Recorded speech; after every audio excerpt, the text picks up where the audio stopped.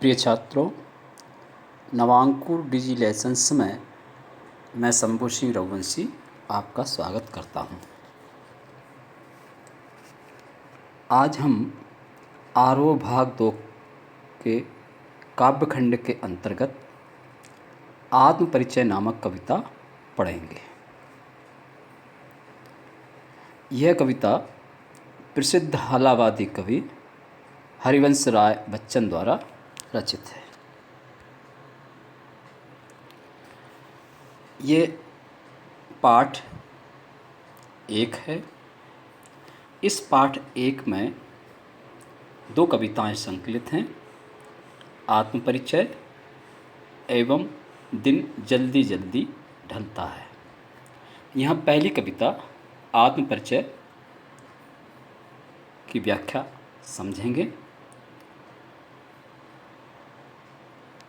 इस पाठ में कवि ने अपना आत्म परिचय दिया है। कवि का मानना है कि जीवन को जानना दुनिया को जानने से ज़्यादा कठिन है। इस दुनियादारी और स्वयं के जीवन के बारे में कवि का क्या दृष्टिकोण है, आइए इसे समझने का प्रयास करते हैं। कविता की पंक्तियां हैं।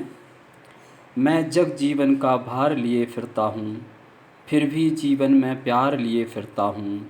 कर दिया किसी ने झंकृत जिनको छूकर, मैं सांसों के 2 तार लिए फिरता हूँ।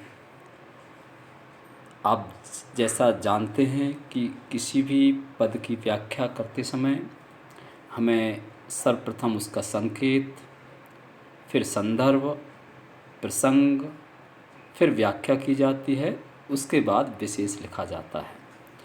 ये सब बिंदुओं के बारे में आप पूर्व में भली भांति जान चुके हैं। संक्षेप में संकेत में प्रथम पंक्ति का प्रथम शब्द डैश डैश डैश अंतिम पंक्ति का अंतिम शब्द, संदर्भ में पाठ का नाम, कवि का नाम, प्रसंग में उस पद में कवि क्या कहना चाहता है, और विशेष में उसमें काव्यगत सौंदर्य देखा जाता है, और व्याख्या में उसका अर्थ करते हुए कवि का भाव उसमें समझाया जाता है। यहाँ हम व्याख्या करेंगे। संदर्भ के बारे में आप जान चुके हैं। काव्य का सौंदर्य पाठ के अंत में हमने बिंदु में दिया है, तो अभी हम केवल यहाँ पर व्याख्या करेंगे। ध्यान से सुनिए। मैं जग जीवन का भार लिए फिरता हूँ, फिर भी जीवन में प्यार लिए फिरता हूँ। कर दिया किसी ने झंकृत जिनको छूकर, मैं सांसों के 2 तार लिए फिरता हूँ। इन 4 पंक्तियों में कवि ये कहना चाहता है कि मैं जग जीवन माने संसार रूपी जीवन, यानी सांसारिक जीवन, इस दुनियादारी को कवि ने जग जीवन कहा है। कवि कहता है कि मैं इस दुनियादारी का भार लिए फिरता हूँ, अर्थात मैं सामाजिक जीवन की जिम्मेदारियों का निर्वहन करता हूँ। फिर भी जीवन में प्यार लिए फिरता हूँ, इसके बावजूद भी मेरे जीवन में प्रेम भरा हुआ है। मैं प्राणी मात्र से प्रेम करता हूँ, मैं सबसे प्रेम करता हूँ। ये प्रेम क्यों करता है, उसके संबंध में कवि ने अपने पूर्व विस्मरण करते हुए कहा है, कर दिया किसी ने झंकृत जिनको छूकर, मैं सांसों के 2 तार लिए फिरता हूँ। कि पूर्व में किसी ने स्पर्श करके छूकर मेरे हृदय रूपी वीणा को झंकृत कर दिया, माने बजा दिया, उसमें स्वर उत्पन्न हो गए। अर्थात मेरे हृदय में जो प्रेम का संचार हुआ है, वो पूर्व में मेरी प्रियतमा ने मेरे हृदय को स्पर्श कर मेरे हृदय में प्रेम का समावेश कर दिया है, और मैं उन्हीं प्रेम के कारण सांसों के 2 तार लिए फिरता हूँ। अर्थात प्रेम के रूप में मेरी सांसें चल रही हैं, ये सांसों के 2 तार उसी प्रेम से आह्लादित हैं, झंकृत हैं। मैं स्नेह सुरा का पान किया करता हूँ, मैं कभी न जग का ध्यान किया करता हूँ। जग पूछ रहा उनको जो जग की गाते, मैं अपने मन का गान किया करता हूँ। मैं स्नेह सुरा, स्नेह माने होता है प्रेम, सुरा माने होता है मदिरा। कवि कहता है मैंने प्रेम रूपी मदिरा पी ली है, या मैं प्रेम रूपी मदिरा को पीता रहता हूँ। मैं कभी न जग का ध्यान किया करता हूँ, फिर मैं संसार से बेपरवाह हो जाता हूँ। मैं संसार का ध्यान नहीं रखता, मैं ये नहीं विचार करता कि संसार इस बारे में क्या कहेगा। मैं उस संसार की परवाह नहीं करता। क्यों? क्योंकि जग पूछ रहा उनको। संसार बड़ा विचित्र है। संसार में उन्हीं को महत्व दिया जाता है, उन्हीं की पूछ परख होती है, किनकी? जो जग की गाते, जो संसार का गुणगान करते हैं।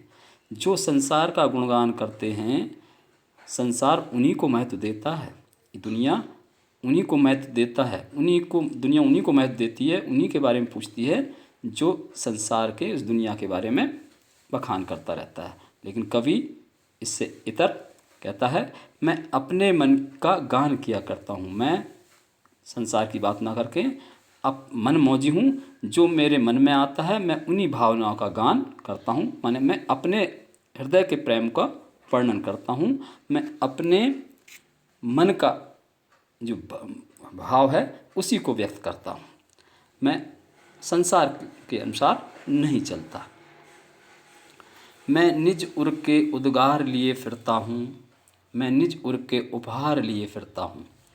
कवि कहता है कि मैं अपने हृदय, निज माने होता है अपने, उर माने हृदय, मैं अपने हृदय में उद्गार, उद्गार माने भाव, जो हृदय में भाव उठते हैं, मैं अपने हृदय में जो उठने वाले भाव हैं, प्रेम का भाव, उसको लेकर जगह जगह जाता हूँ।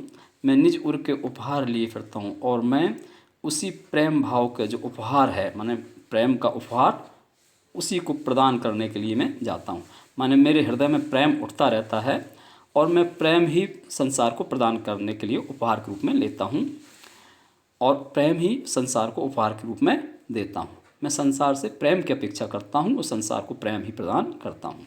है ये अपूर्ण संसार न मुझको भाता, ये संसार अधूरा है, अपूर्ण संसार, ये दुनिया बड़ी अधूरी है। न मुझको भाता, ये मुझे अच्छी नहीं लगती, ये दुनिया मुझे नहीं भाती। क्यों? यहाँ स्वार्थी लोग हैं। मैं स्वप्नों का संसार लिए फिरता हूँ, मैं कल्पनाओं के संसार में जीता हूँ। मैं सपनों का संसार माने कल्पनाओं में खोया रहता हूँ। मेरे अपने सब कल्पनाएं हैं, अपने स्वप्न हैं, मैं उनको लेकर जीता रहता हूँ। मैं जला हृदय में अग्नि दहा करता हूँ, मैं हृदय में अग्नि जलती रहती है, अर्थात मेरे हृदय में विरह की अग्नि, वियोग की अग्नि जलती रहती है, और उसी अग्नि से दहा करता हूँ, माने जला करता हूँ। माने मेरे हृदय में वियोग की पीड़ा रहती है और मैं उससे व्यथित रहता हूँ। मेरे हृदय में वियोग की वेदना रहती है। सुख दुख दोनों में मग्न रहा करता हूँ। सुख का भाव हो जीवन में या दुख का भाव हो, जीवन में सुख हो या दुख हो, मैं दोनों समय मग्न रहता हूँ, मस्त रहता हूँ, उन्हीं में डूबा रहता हूँ। मैं सुख और दुख दोनों में संभाव रहता हूँ और अपनी मस्ती में मग्न रहता हूँ। जग भव सागर तरने को नाव बनाए, मैं भव मौजों पर मस्त बहा करता हूँ। संसार रूपी सागर से पार होने के लिए लोग नाव का निर्माण करते हैं, नाव बनाए। यह संसार रूपी सागर माने इस भव सागर, भव सागर कहा जाता है। इस जीवन से दूर जब परलोक गमन करते हैं, मोक्ष प्राप्त करते हैं, तो उस मोक्ष को प्राप्त करने के लिए लोग तरह तरह के उपाय करते हैं। उन्हीं उपायों को यहाँ पर नाव निर्माण करना बताया गया है, नाव बनाया बताया गया कि नाव बनाई जाती है। संसार को पार होने के लिए लोग नाव का सहारा लेते हैं। कवि कहता है कि मैं इस संसार में मोक्ष प्राप्त करने के लिए मेरे मन में कोई भाव नहीं है, कि मेरी ऐसी कोई कामना नहीं है कि मैं मोक्ष प्राप्त करूं। मैं भव मौजों पर मस्त बहा करता हूं। मैं इस संसार रूपी सागर की जो मौजें हैं, मौजें माने लहरें, उन लहरों पर सवार होकर मस्त इधर से उधर बहता रहता हूँ। माने मैं उसी में आनंद प्राप्त करता हूँ। इस संसार में जो आने वाली लहरें उठती हैं सुख दुख की, मैं उन्हीं में मस्त रहा करता हूँ। मुझे मोक्ष की कामना नहीं है। मैं यौवन का उन्माद लिए फिरता हूँ, उन्मादों में अवसाद लिए फिरता हूँ। मैं जवानी का जोश लेकर घूमता रहता हूँ, जवानी की मस्ती में घूमता रहता हूँ, जवानी की मस्ती लेकर जीता रहता हूँ। उन्मादों में अवसाद लिए फिरता हूँ। ऐसा नहीं कि मस्ती में कभी दुख के क्षण नहीं आते, अवसाद भी आती है, निराशा के क्षण भी आते हैं, लेकिन फिर भी मैं उनमें भी मस्त होकर जोश के साथ जीता रहता हूँ। जो मुझको बाहर हंसा रुलाती भीतर, मैं हाय किसी की याद लिए फिरता हूँ। मुझे जो बाहर से हंसा देती है लेकिन अंदर उसकी याद सताती है, मैं ऐसी किसी प्रियतमा की याद को लेकर जीता रहता हूँ। अर्थात कवि ये कहना चाहता है कि मैं बाहर से तो हंसता सा प्रतीत होता हूँ, लेकिन हृदय के अंदर मुझे किसी की याद आती है और मेरा हृदय दुखी हो जाता है, मुझे उसकी याद सताती रहती है। कर यत्न मिटे सब सत्य किसी ने जाना, नादान वही है हाय जहाँ पर दाना। यत्न माने प्रयत्न, प्रयास। संसार के लोगों ने बहुत प्रयास किए और प्रयास करते करते मिट गए, नष्ट हो गए, पर सत्य किसी ने जाना, लेकिन जो संसार का अटल सत्य है उस सत्य को कोई नहीं जान पाया। कहने का अभिप्राय ये है कि इस संसार में लोगों ने अनेक प्रयास किए, अनेक महापुरुषों ने तरह तरह के प्रयास प्रयत्न किए, परंतु अटल सत्य कोई नहीं जान पाया। इस संसार में नादान वही हैं हाय जहाँ पर दाना। इस संसार में नादान यानी अज्ञानी मूर्ख वही हैं। कहाँ? जहाँ पर दाना। जहाँ पर दाना यानी जो ज्ञानी हैं, समझदार हैं। कभी ये कहना चाहता है कि इस दुनिया में जहाँ समझदार लोग, ज्ञानी लोग रहते हैं, वहीं नादान और मूर्ख भी रहते हैं, और जीवन के अटल सत्य को कोई नहीं जान पाया। फिर मूढ़ न क्या जग, फिर ये संसार मूर्ख है नहीं है क्या, जो इस पर भी सीखे, इस सत्य को जान नहीं पाया और फिर भी उस सीखने का प्रयास करता रहता है, तो ये संसार क्या मूर्ख नहीं है? मैं सीख रहा हूँ, सीखा ज्ञान भुलाना। कवि कहता है मैं तो जो ज्ञान पहले सीखा गया था उसको भुला दिया गया है, मैं उसको पुनः सीखने का प्रयास कर रहा हूँ। जो इस दुनिया के जो ज्ञान जो पूर्व में सीखा जा चुका था उसको इस संसार ने भुला दिया है, मैं उस भूले हुए ज्ञान को फिर से सीखने का प्रयास कर रहा हूँ। मैं और जग और कहाँ का नाता, मैं बना बना कितने जग रोज़ मिटाता। कभी कहता है मैं अन्य हूँ और संसार अन्य है, माने मैं अलग हूँ, मेरा स्वभाव अलग है, और जग और संसार का स्वभाव अलग, माने संसार की प्रकृति अलग है। माने मेरा और संसार का कोई सीधा संबंध नहीं है। कहाँ का नाता? कोई संबंध ही नहीं, कोई सामंजस्य नहीं। क्यों? कि मेरा और संसार में कोई साम्य नहीं है, अलग अलग हैं। मैं अलग हूँ, संसार अलग है। मेरे नियम रीति रिवाज धर्म गुण स्वभाव प्रकृति अलग है, संसार इससे भिन्न है, तो हम दोनों में कोई साम्य नहीं है। मैं बना बना कितने जग रोज मिटाता, मैं हर बार नए नए संसार की रचना करता रहता हूँ, फिर उनको मिटा देता हूँ। माने मैं हर दिन अपनी दुनिया एक अलग निर्माण कर लेता हूँ, अपनी कल्पनाओं में खो जाता हूँ, फिर उनको नष्ट कर देता हूँ।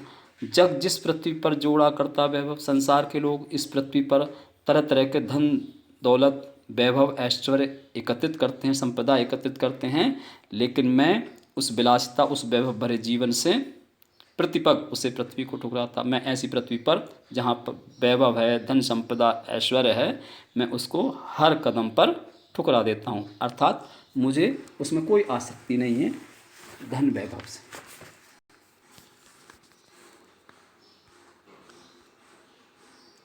मैं निज रोदन में राग लिए फिरता हूँ, शीतल वाणी में आग लिए फिरता हूँ, हो जिस पर भूपों के प्रासाद निछावर, मैं वह खंडर का भाग लिए फिरता हूँ। कवि कहता है मैं निज रोदन में, मैं अपने रोने में भी राग लिए फिरता हूँ। माने मेरी जो रोना होता है, मैं जब रोता हूँ तो वो भी लोगों को, संसार के लोगों को गीत सा लगता है, प्रेम सा लगता है। शीतल वाणी में आग लिए फिरता हूँ, मेरी वाणी शीतल है लेकिन उसमें आग माने आक्रोश लिए रहता हूँ, उसमें भी आक्रोश रहता है। हों जिस पर भूपों के प्रासाद न्यौछावर, मैं वह खंडर का भाग लिए फिरता हूँ। कभी कहता है मैं, मेरा हृदय उस खंडर का अंश है जिस पर भूपों यानी राजाओं के प्रासाद यानी महल न्यौछावर हो जाते हैं। माने मेरे हृदय, भले मेरा हृदय विरह की अग्नि में, वियोग की अग्नि में जलता रहता है, लेकिन फिर भी वो सौंदर्य से भरा हुआ है। उसका सौंदर्य उन बड़े बड़े राजाओं के महलों के सौंदर्य से कहीं अधिक है। बड़े बड़े राजाओं के महल मेरे हृदय के उस सौंदर्य पर न्यौछावर हो जाते हैं। माने मेरे हृदय रूपी खंडर पर भूपों के प्रासाद न्यौछावर हो जाते हैं। मैं रोया इसको तुम कहते हो गाना। कभी कहता है कि जब मैं रोया तो संसार के लोग उसको कहते हैं कि ये गाना है, गीत है। मैं फूट पड़ा तुम कहते हो छंद बनाना। जब मैं ज़ोर ज़ोर से रोया, फूट पड़ा माने ज़ोर से रोना, तब तुम कहते हो छंद बनाना यानी कविता बनाना। जब मैं रोता हूँ तो लोगों को ऐसा आभास होता है कि ये गाना है। जब मैं ज़ोर ज़ोर से रोता हूँ तो लोग कहते हैं कि ये कविता बना रहा है। क्यों कवि कहकर संसार मुझे अपनाए। कवि कहता है कि मुझे कवि के संबोधन से क्यों पुकारते हो। मैं दुनिया का हूँ एक नया दीवाना, मैं तो इस दुनिया का एक नया दीवाना हूँ। मैं इस दुनिया का एक पागल प्रेमी हूँ। मैं दीवानों का वेश लिए फिरता हूँ, मैं मादकता निशेष लिए फिरता हूँ। कभी कहता है मैं दीवानों जैसा माने पागलों जैसा स्वरूप लेकर चलता हूँ। मैं मादकता निशेष लिए फिरता हूँ। मेरे हृदय में मादकता माने नशा, जोश, मस्ती भरपूर है, जिसको सुनकर जग झूम झुके लहराए। मैं मस्ती का संदेश लिए फिरता हूँ। मेरे हृदय के अंदर जो मस्ती है और जब मस्ती का जो संदेश मैं देता हूँ तो उसको सुनकर संसार उस मस्ती से झूम जाती है, उसके आगे झुक जाती है और मस्ती में लहराने लगती है। इस तरह से कवि ने इस कविता में अपने आत्मीय गुणों का उल्लेख करते हुए संसार की फितरत के बारे में बताया है। संसार के बारे में कवि ने बताया है। एक तरफ संसार स्वयं स्वार्थ की दृष्टि से उसे लापरवाह रहता है, ध्यान नहीं देता। दूसरी तरफ उस संसार के प्रति उसकी जिम्मेदारी का भी निर्वहन करता है। इस कविता में जो काव्य सौंदर्य है, हिंदी खड़ी बोली है, इसमें वियोग श्रृंगार रस का प्रयोग हुआ है और कुछ पदों में शांत रस का भी प्रयोग है। अलंकार अनुप्रास अलंकार है, उसमें अंत्यानुप्रास है, पदमैत्री है, पुनरुक्ति प्रकाश भी आया है, भवसागर है, स्नेहसुरा ऐसे शब्दों में रूपक अलंकार है। और मैं और जग और, यहाँ और शब्द 3 बार आया है, यहाँ 2 बार और का अर्थ अलग निकलता है, इसलिए यहाँ पर यमक अलंकार है। और पदमैत्री का तो सुंदर संयोजन है, लिए फिरता हूँ, किए फिरता हूँ, तो इस तरह से ये पदमैत्री है। काव्य गुण इसमें माधुर्य गुण हैं और बीच बीच में प्रसाद गुण भी, जहाँ कविता बिल्कुल सहज हो जाती है, हृदय को छू जाती है, वहाँ प्रसाद गुण हैं। अन्य विशेषताएँ हैं, गेय मुक्तक शैली है, अभिधा शब्द शक्ति, रहस्यवाद की झलक दिखाई देती है। जब आत्मा परमात्मा की बात की जाती है, मोक्ष की बात की जाती है तो रहस्यवाद की झलक है। तत्सम शब्दों का प्रयोग है, साथ में उर्दू शब्दों का भी प्रयोग किया गया है। दाना, नादान ये उर्दू शब्द हैं। इस तरह से ये व्याख्या समाप्त हुई। धन्यवाद।